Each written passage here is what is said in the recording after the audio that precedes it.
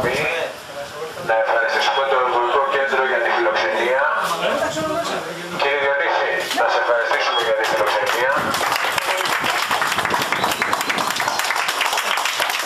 Και ξεκινάμε την διαδικασία της απονομής. Είσαι πολύ απότομος.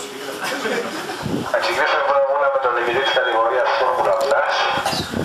Θα ήθελα να παρακαλέσω τον κύριο Τζαμαρία να έρθει. Προς τα δω να κοιτάτε, έτσι. Αυτό είναι, αυτό είναι.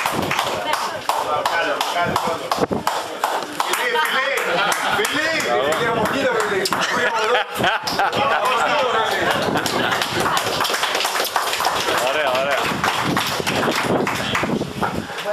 Προχωράμε την απονομή στην κατηγορία Veteran, όπως λέει και ο Φράι, άνω του 55. Καλέσω τον κύριο Αλεξόπουλο, το πρεσβύτερο.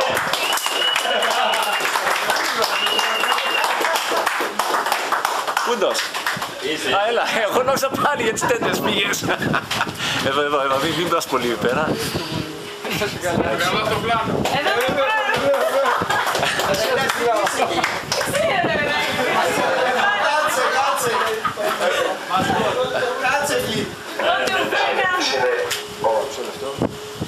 Συνεχίζουμε με την κατηγορία Grandmaster, όπως γράφει ο Χρήστος Φράι, με έναν μοναδικό αθλητή. Καλό τον κύριο Διονύση Τσάδαρη.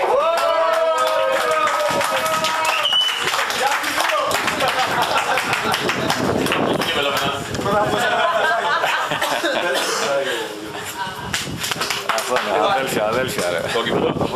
Φίλοι δεν έχει εδώ. Εντάξει, πήγαινε πίσω, εντάξει. Προχωράμε τώρα στους πραγματικά πρώτους, στους τρεις πρώτους.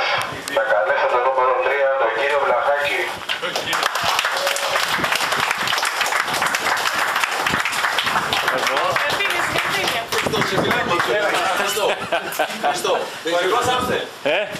Όχι, όχι.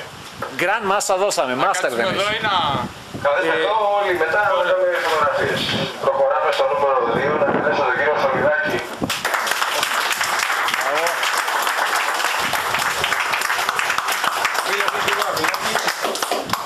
Καλή συνέχεια.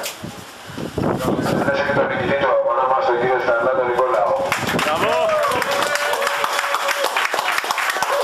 Το πρώτο του, έτσι. Το πρώτο σου, πρώτο. Ωραίος. Υπάρχει εκ μέρους του Διαρρό ένα δώρο για τον πρώτο νικητή. Κύριε Φερνάντο, φτάνει για εσάς. Εκ μέρους της κυρίας Λάνικας.